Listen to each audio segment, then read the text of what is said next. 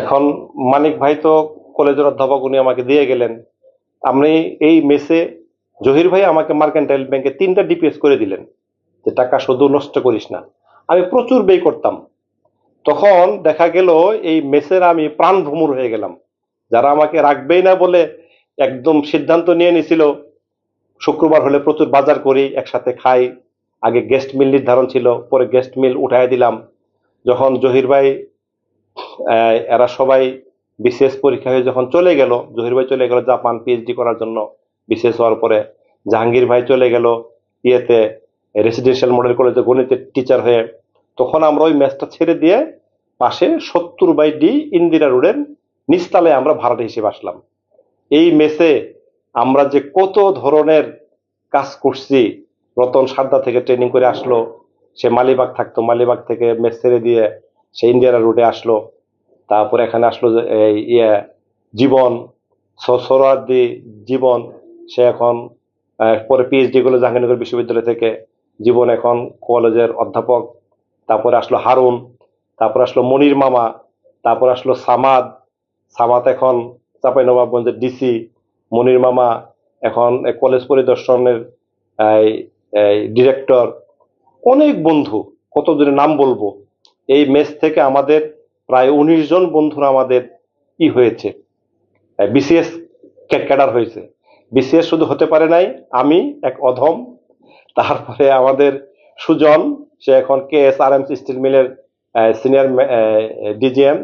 তারপরে হলো ওসি মুক্তার, তারপর হলো বাবলা। অনেকেই এই মেস লাইফের কথা অনেক।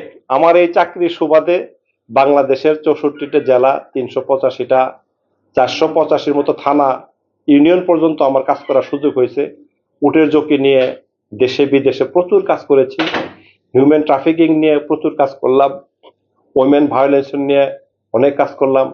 ছোট্ট জীবনে কাজের অভিজ্ঞতা শেষ নাই, কাজের শেষ নাই। তা কাজ করতে করতে এমন হয়ে গেল যে বাংলাদেশের এতগুলো থানায় এবং উপজেলায় যে আমি গিয়েছি, এই থানাগুলোতে ওই আমার হাতের লেখা মামলা আছে, না হলে জিডি আছে। যে থানাতে গেছি হয়তো ভিকটিম রেস্কিউ করছি, তারপরে ভিকটিম সাপোর্ট সেন্টার নিয়ে কাজ করলাম। ভিকটিম সাপোর্ট সেন্টার হইলো, তারপর আমাদের সময়ে ভিকটিম সাপোর্ট সেন্টার হইলো ইউএনডিপি থেকে। আমাদের চাহিদা ছিল human rights commission. Human right commission হইলো, হিউম্যান রাইট কমিশনের আমাদের প্রচুর ট্রেনিং করলাম, এখান থেকে শিখলাম হিউম্যান রাইট কমিশনের। তারপরে আমরা তদন্ত টিমের সদস্য হলাম। হিউম্যান রাইট টিমের আমাদের ট্রেনিং করাইতেন বড় ভাইয়ের নাম ভুলে গেলাম, তিনি এখনো করান। আমরা এই দেশময় কাজ করেছি অনেক পত্রিকায়, তারপর মানবাধিকার পত্রিকায় নিয়মিত এক সময় লেখালেখি করতাম। যখন এত কিছু করলাম, করার পরে কোনো একটা কাজে গেছিলাম হলো রাজশাহী বিশ্ববিদ্যালয়। রাজশাহী বিশ্ববিদ্যালয়ে গেলাম, ওইখানে একটা সেমিনার ছিল দেড়মোহর এবং ভরণ পোষণ নিয়ে। দেড়মোহর, ভরণ পোষণ এবং আরো কিছু প্রোগ্রাম ছিল। আমি, হাসান ভাই সহ অনেকে গেলাম। যাওয়ার পর রাজশাহী বিশ্ববিদ্যালয়ের অনেক মেয়ে, কয়েকজন মেয়েও এখানে আসছিল। আসার পরে আমার যিনি বর্তমান গিন্নি, ওনার সঙ্গে সেখানে পরিচয় হয়। ফোন নম্বর দিয়ে আসি, তারপর ওনার সঙ্গে দীর্ঘদিন পরে উনি ফোন করে যোগাযোগ করে কথা হয়। যখন ওনার সঙ্গে পরিচয় হলো, যখন বিয়ে করলাম, তখন উনি বললো তুমি ল পড়ো। কোথায় পড়বো কোথায় পড়বো? তো ওনাদের বিশ্ববিদ্যালয়ের ডিন ছিল আনিসুজ্জামান স্যার, না কি যে নাম ভুলে গেলাম। উনি প্রাইম বিশ্ববিদ্যালয়ের ডিন ছিলেন। গেলাম, উনি বললো তুমি লতে ভর্তি হও। এলএলবি পড়লাম। এলএলবি পড়ার পরে বার কাউন্সিলে পরীক্ষা দিলাম। পরীক্ষায় একবারই পাশ করলাম। পাশ করার পরে ভাই ভাই গেলাম। ভাই ভাই গিয়ে বলল যে আপনার বংশের মধ্যে কে কে লয়ার আছে? তাই আমি বললাম যে আমার মিসেসই লয়ার আছে। কয় তুমি তাহলে আরেকবার আসো। পরের বার ভাইবা দিলাম, পরে তখন পাশ করলাম। 2012 সালে সনদ হয়ে গেল। তারপরে এলএলএম করলাম, হিউম্যান রাইটস এর উপর ডিপ্লোমা করলাম। তারপরে কাজের জন্য এই ডিপ্লোমা করার পাশাপাশি আরেকটা কোর্স করলাম এবং আমিনশিপ করলাম তেজগাঁও পলিটেকনিক ইনস্টিটিউট থেকে। জীবনটা লেখাপড়ার উপরেই যাচ্ছে। এখন এই যে এতগুলো কথা সাক্ষাৎকারে বললাম, একমাত্র ছেলে এবং ভাতিজাদের অনুরোধেই, যে বাবা তুমি অনেক কথা বলো, খাবার টেবিলে অনেক গল্প বলো, তোমার কিছু গল্প বলো, আমরা ভিডিও করে রাখি। জাস্ট এই অনেক কথা বললাম।